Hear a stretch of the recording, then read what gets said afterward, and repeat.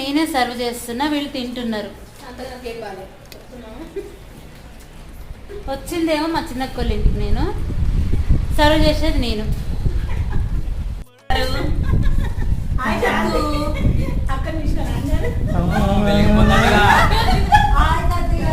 అమ్మా బాగున్నావా అమ్మా?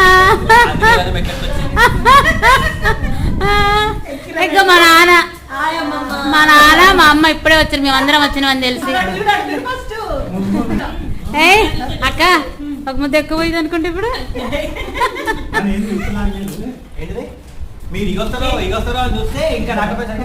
అరే ఇంకో ఎలా చెప్పురా. అరే తత్తు కోసం ఆగినవారా లేకపోతే అది అసలు విషయం అది.